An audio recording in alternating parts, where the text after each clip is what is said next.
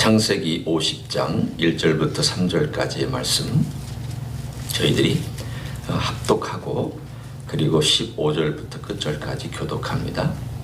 창세기 50장 1절부터 3절까지를 같이 한 목소리로 읽습니다. 시작.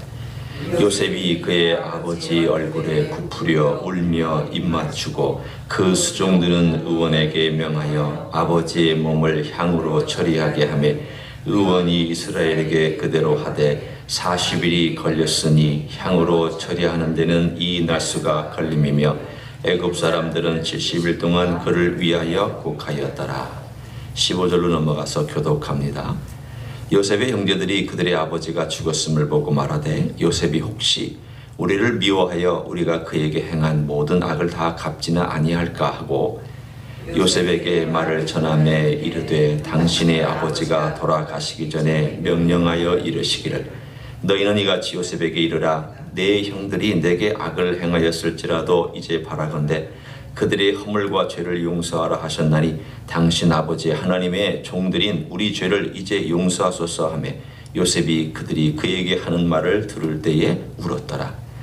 그의 형들이 또 친히 와서 요셉의 앞에 엎드려 이르되 우리는 당신의 종들이니이다. 요셉이 그들에게 이르되 두려워하지 마소서 내가 하나님을 대신하리이까.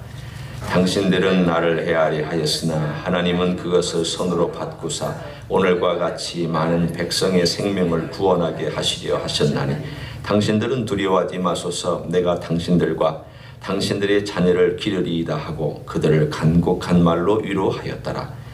요셉이 그의 아버지의 가족과 함께 애굽에 거주하여 110세를 살며 에브라임의 자손 3대를 보았으며 므낫의 아들 마길의 아들들도 요셉의 슬하에서 양육되었더라. 요셉이 그의 형제들에게 이르되 나는 죽을 것이나 하나님이 당신들을 돌보시고 당신들을 이 땅에서 인도하여 내사 아브라함과 이삭과 야곱에게 맹세하신 땅에 이르게 하시리라 하고 요셉이 또 이스라엘 자손에게 맹세시켜 이르기를 하나님이 반드시 당신들을 돌보시리니 당신들은 여기서 내 해골을 메고 올라가겠다 하라 하였더라. 요셉이 110세의 죽음에 그들이 그의 몸에 향 재료를 넣고 애굽에서 입관하였더라. 아멘. 오늘은 두 사람의 죽음이 등장하죠. 한 사람은 야곱이 그 주인공이고 또 한 사람은 요셉이 그 주인공입니다. 야곱은 이미 49장 마지막에 147세를 일기로 죽었다 그렇게 나오고 또 요셉은 110세에 죽었다 그렇게 나옵니다. 점점 수명이 짧아지는 그런 느낌을 우리가 또 받고 한 시대가 끝나가는구나. 특별히 이 족장의 시대가 끝났구나. 이제 이 다음에는 뭐가 펼쳐질까? 만약 출애굽기를 모르는 사람이 이 작품을 읽는다면 사람들이 그렇게 생각할 거예요. 이 속편은 안 나올까? 이 다음 편은 무슨 이야기가 진행될까? 궁금하게 만드는. 아니 요셉이 죽었으면 이제 그 다음 어떻게 되지? 비극이 오나 희극이 오나? 어떤 이야기들이 전개될 것인가? 이 이야기는 이 창세기는 바로 그런 이야기들을 쭉 우리들에게 얘기합니다. 그러니까 창세기 전체를 우리가 잠깐 보고 다시 요셉의 이야기로 돌아올 것입니다. 창세기 모든 것의 출발을 알려줍니다. 천지창조에 대한 이 세계가 어떻게 출발했나 알려주십니다. 죄가 어떻게 출발했는지 알려주시죠. 동시에 이 죄에 대한 해결이 어떻게 될 것인가에 대하여 창세기 3장 15절은 여자의 후손이 뱀의 머리를 밟을 것이다 라고 해서 하나님의 구원이 어떻게 시작되고 어떻게 계속 진행되는지를 이야기 속에서 우리는 그것을 내러티브라고 얘기를 합니다. 내러티브란 이야기 형식을 얘기합니다. 이야기를 통해서 하나님께서 구구한 인간의 역사를 통하여 어떻게 그것을 펼쳐가신지를 보여주시는 첫 번째 이야기가 바로 창세기에 등장합니다. 그리고 창세기에는 첫 번째 하나님과 동행했던 에녹의 이야기도 등장합니다. 또 창세기에는 나라가 어떻게 퍼져나가는지 나라들이 이렇게 생겨난 것들을 처음 등장한 것을 얘기해 줍니다. 그러나 창세기에서 천지창조만큼 중요한 시작이 있다면 그것은 여자의 후손이 어떻게 해서 시작되었는가, 특별히 창세기 이야기와 함께 앞에 홍수 이전과 함께 홍수 이후에 하나님의 심판을 처음 받았던 그 대홍수 이후에 아브라함이라는 사람을 통하여 어떻게 하나님께서 여자의 후손을 이제는 구체적으로 보여주시면서 이 자손들이다. 그리고 이 자손들을 통하여 내가 일한다. 그러나 그 일하심도 지금 우리가 진행되는 이 창세기 50장까지는 아직 이렇다 할, 우리가 눈에 보기에는 명확하게 아니 70명 가지고 뭘 하시려고요? 이 정도 숫자 가지고 하나님께서 전 세계에 무슨 영향력을 발휘할 수 있단 말입니까? 라고 얘기하는 소수에 불과한, 그것도 애굽 땅으로 이민 와서 애굽 사람들의 입장에서 보면은 그냥 마이너리티, 아웃사이더, 목자, 애굽 사람들이 싫어하는 양과 소를 치는 그런 사람들, 2등, 3등 시민에 불과한 이들이 세상을 변화시킨다고? 하나님의 역사를 이루어간다고? 하나님께서 이런 사람들을 쓰신다고? 라고 하는 퀘스천 마크를 달아놓고 오늘 본문은 마감됩니다. 그러나 세상 사람들의 눈에는 그냥 별 볼 일 없는 사람들이지만 하나님은 보이지 않는 그분의 손길을 통해서 아브라함, 이삭, 야곱, 그리고 오늘 요셉. 그러나 또 요셉이 여기서 역사를 하지만 그렇다고 그 여자의 후손이 그럼 요셉의 라인으로 가느냐? 또 그것도 아닌, 우리는 알고 있기 때문에 지금 얘기하는 거죠. 그것도 아닌 하나님께서 그 모든 것들을 아직은 숨겨놓으신 이야기의 전반 부분, 여러 이야기가 쭉 진행되는 동안 우리가 생각할 때 초반 부분이라고 말하는 게 낫겠죠. 초반 부분의 이야기가 오늘 본문에 등장합니다. 그래서 우리는 창세기를 읽으면서 큰 스펙트럼을 늘 그리면서 여러분 읽으셨으면 좋겠습니다. 창세기는 하나님께서 여러 가지를 시작하신 일이구나. 하나님께서 인간이 만들어 놓은 이 엉망진창의 세계, 죄로 말미암아서 그냥 흐트러져 버린 모든 것이 혼란에 빠져버린 이 세계를 어떻게 하나님이 수습해 가시느냐, 하나님께서 수습해 가시는 이 방법이 무엇이냐, 그것들을 우리들에게 하나씩 하나씩 던져주기 시작합니다. 그리고 나서 오늘 이 이야기가 요셉의 죽음으로 끝납니다. 오늘 이 요셉의 이야기를 가만히 보면 요셉의 이야기 가운데 창세기를 마감하는 이야기가 있습니다. 창세기를 마감하는 이야기, 일단 다시 제가 돌아오겠지만 이 부분이 굉장히 이 창세기를 이야기할 때 그리고 이해할 때 아주 멋지고 아름다운 부분입니다. 50장 20절 한번 보시겠습니다. 50장 20절을 한번 여러분이 보시면 이렇게 성경은 말씀하죠. 당신들은 나를 해하려 하였으나 하나님은 그것을 선으로 바꾸사. 다시 간단하게 얘기하면 당신들은 악을 행하였습니다. 그러나 하나님께서 이 악을 선으로 바꿨습니다. 이 말씀은 창세기를 이해하는데 굉장히 중요한 말씀입니다. 왜 그럴까요? 오늘 여기에서 이 악을 행한 자들이 누굴까요? 인간입니다. 가인 악행했습니다.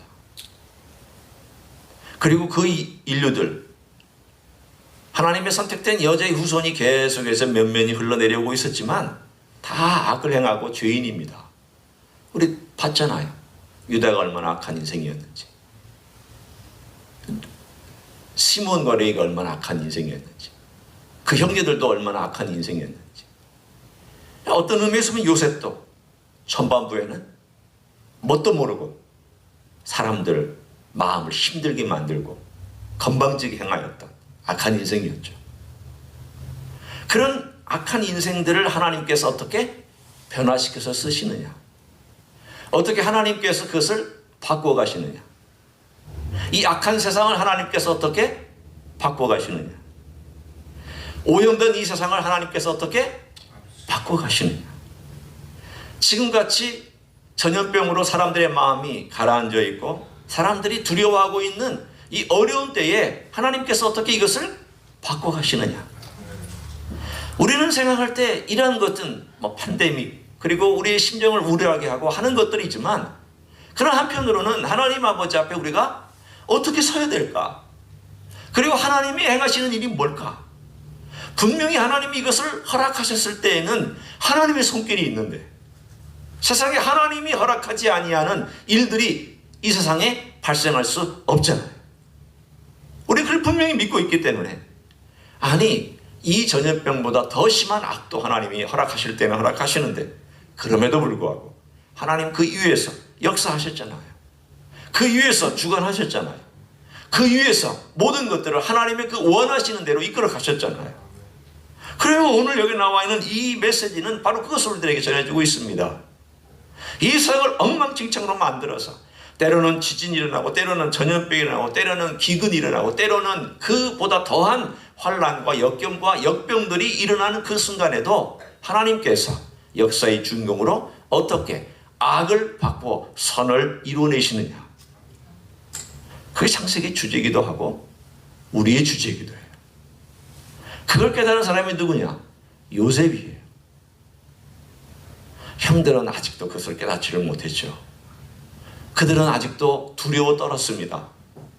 그들이 두려워 떤다는 것은 무엇을 의미하냐면, 아직도 환경의 노예가 되어서 그 환경 속에서 자기 자신이 그 환경에 끌려가도록 놔두고 있는 형들의 모습과, 그리고 그 형들의 모습과는 대조적으로 환경에 끌려가지 아니하고 환경을 끌고 가고 있는 요셉의 모습이 대조되어 있습니다. 우리에게는 어떤 신앙이 필요할까요? 우리에게는 지금 내가 환경에 끌려가고 있다면 환경을 끌고 가는 인생이 되어야 합니다. 하나님이 원하시는 인생은, 물론 우리가 연약할 때는 끌려갈 때가 있습니다. 우리가 이제 환경 때문에 그것에 압박을 받을 때 있습니다. 제가 우리가 약하다는 것을 부정하려는 것 아닙니다. 우리가 약합니다. 때로는 힘들 때문에 여러 가지 원망도 하고 우리의 힘든 것 때문에 우리의 삶의 여러 가지 정황 속에서 좌절도 합니다. 그러나 요셉이 어느 순간인가 그것을 깨우쳤잖아요. 요셉이라고 이런 좌절이 없었을까요? 저는 그렇게 생각하지 않습니다. 요셉이라고 독특한 인생이다. 요셉은 별난 인생이다. 요셉은 하나님이 구별했기 때문에 어렸을 때부터 하나님의 섭리를 깨달았다. 아닙니다. 요셉이 어렸을 때 그 꿈꾸고 그게 무슨 뜻인지를 알았을까요? 몰랐죠. 이루어진 때에야 하나님이 그렇게 향하셨구나. 그때 그 꿈을 주셨구나. 어떤 때는 하나님이 미리 지혜를 주어서 남들의 꿈을 해석할 때도 있었지만, 자기의 꿈만큼은 그것이 됐었어야 이해가 됐던 꿈이었습니다. 성경에 나오잖아요. 자기의 그 꿈을 생각하고 라는 표현이 나오잖아요. 제가 생각한 요셉이 전환점, 언제 전환됐을까? 제가 새벽 예배 시간에 말씀드린 적이 있습니다. 그 전환점이 저는 므낫세와 그리고 그 둘째 아들, 그 첫째 아들과 둘째 아들을 낳았을 때에 그의 마음속에 하나님께서 은혜를 부어주셔서 그 마음에 자기 형들을 용서할 수 있는 마음이 되고, 또 그 마음에 하나님께서 이제까지 자기를 고통스럽게 훈련시켰던 모든 것에 대한 전화위복이 되는 위로를 받고, 그의 상처가 여전히 그의 발목을 붙들고 있었는데 그 아들을 낳으면서 잊게 하셨다. 자기의 상처를 이제는 잊을 수 있고, 그리고 그의 둘째 아들 에브라임을 낳고 나서는 풍성하게 하셨다. 이제는 그 상처를 덮을 수 있는 하나님의 은혜를 풍성하게 경험하고, 하나님의 은혜가 있게 하고 하나님의 은혜가 풍성하게 된 다음에, 그리고 나서 얼마 안 있어서 형들이 왔을 때 그 형들을 용서할 수 있는 자세로 형들을 테스트하고 있었습니다. 만약 그가 그 용서를 미리 경험하지 않고 형들을 테스트했다면 악감정이 묻어났을 것입니다. 우리가 그렇지 않아요. 우리가 하나님 아버지 앞에서 누군가에 대하여 관계를 충분히 하나님 아버지 앞에 용서하거나 해결하지 아니하고 누군가를 대하면 악감정이 묻어납니다. 말로 묻어나기도 하고 얼굴 표정에서 묻어나기도 하고 우리 어떤 뭔가 모르지만 부자연스러운 모습 속에서 드러납니다. 요셉은 형들을 만나기 전에 이미 하나님께서 그의 인생에 준비시켰습니다. 풍년으로도 준비시켰지만 흉년으로 준비시켰고 그 형들은 뭣도 모르고 와서 요셉을 대면하고 그리고 이 모든 과정 속에서 요셉은 이 모든 것을 하나씩 미리 앞서가면서 그 형들의 상태, 영적인 모습, 아버지를 대하고 자기 동생 베냐민을 대하는 모습 그리고 자기들의 과거의 잘못을 직면하는 이러한 한 과정을 통하여 자기가 경험했던 것을 형들에게도 똑같이 할 수 있도록 그는 이끌고 가고 있었던 사람입니다. 오늘 본문에도 그 이야기가 나옵니다. 형들은 아직 두려워합니다. 이 악한 것에 대하여서 자기들이 대가를 지불해야 되는데 이제 아버지는 죽었고 우리를 보호할 수 있는 이 아버지가 17년 동안 우리를 보호했는데 이제 우리 아버지는 죽었고 이제는 가장 높은 위치에 있는 바로를 빼고는 가장 높은 위치에 실권을 쥐고 있는 이 요셉이 우리들에게 무슨 해코지를 할까? 겁을 내고 진정한 용서를 했다는 것을 의심하고 오늘 본문에 나와 있는 이야기를 읽을 때 얼마나 요셉이 들을 때 슬펐을까요? 오늘 본문의 17절에 보면은 용서해달라는 말이 2번이나 나옵니다. 이 형들이 와가지고 엎드려서 용서하셔라 하였나니 용서하소서. 자기들이 직접 얘기를 하지 못하고 아버지의 권위를 빗대어서 용서해달라고 얘기하잖아요. 이걸 들으면 형들이 물론 두려웠겠죠. 죄를 지은 사람은 두려우니까. 또 죄를 지은 사람은 어떤 면으로 보면은 끝까지 용서를 구하는 게 바른 자세기도 하고요. 그 맞아요. 그런 한편으로는 또 다른 측면을 볼 때에 요셉이 진정으로 용서했다는 것을 느끼지 못하고 있는 이들의 두려움은 아직도 요셉이 하나님과의 관계에서 그들에게 행하였던 은혜나 태도나 그리고 이 모든 일련의 과정 속에서 하나님이 어떻게 역사하셨는지에 대하여 여전히 하나님을 인정하기보다는 상황에 끌려가고 있는 형들의 모습을 볼 수 있습니다. 오늘 이 상황 속에서 요셉이 어떻게 행할까요? 그 상황에 노예가 되지 않습니다. 그는 울었습니다. 슬펐습니다. 형들이 자기의 마음을 몰라주는 것이 아팠습니다. 오늘 그것 때문에 그가 울었다고 되어 있습니다. 그리고 나서 형들이 친히 와서 요셉에게 엎드려 얘기합니다. 우리는 당신의 종들입니다. 참 이 모습도 보면은 요셉이 얼마나 마음속에 안타까웠을까요? 그런데 오늘 19절 20절이 바로 요셉의 환경의 노예가 되지 아니한 모습을 말씀해주는 대목들입니다. 요셉이 그들에게 말합니다. 두려워하지 마소서. 내가 하나님을 대신하리이까. 내가 하나님을 대신하리이까. 오늘 여기에는 여러 번역들이 있습니다. 이 번역이 내가 하나님 역할을 하겠습니까? 또 어떤 번역은 내가 하나님입니까? 이렇게 번역한 데도 있고 내가 하나님의 위치에서 당신들을 심판할 수 있겠습니까? 내가 하나님을 대신하여 당신들을 정죄하고 내 마음대로 행할 수 있겠습니까? 다 이와 비슷한 번역들 다양하게 번역을 해놓았습니다. 바꿔 얘기하면 나는 당신들을 용서할 수밖에 없는 사람이며 나는 용서할 자격밖에 없고 당신들을 정죄할 자격은 내게 없습니다. 나는 당신들을 심판할 위치에 있는 사람 아닙니다. 나는 단지 세상 권력의 정점에 있는 사람일 뿐이지 죄와 또 허물과 잘못된 것을 용서할 수 있는 위치에 있는 분은 딱 한 분, 하나님밖에 없습니다. 내가 당신들 그리고 내 마음으로 하나님이 당신들을 용서해 주셨던 내가 당신들을 이미 용서했습니다. 나는 이미 과거에 용서했습니다. 그래서 내가 당신들과 당신들의 자녀를 내가 양육하겠다고 얘기했습니다. 나는 당신들을 내가 권위자로 대하는 것이 아니라 당신들의 동생으로 그리고 우리 아버지 야곱의 아들로, 당신들의 형제로 나는 당신들이 이곳에 와서 머물라고 한 것이지 내가 권세를 가지고 당신들에게 떵떵거리기 위해서 한 거 아닙니다. 나는 하나님을 대신하는 사람 아닙니다. 여러분, 우리가 환경의 노예가 된다는 것은 내가 주인공이 되어버릴 때예요. 모순이죠. 환경의 노예가 되는 것은요, 내 인생을 내가 주관할 때 환경의 노예가 돼요. 묘하게 내가 주관하면 내가 주인공이 되어서 환경을 지배할 것 같지만 반대가 됩니다.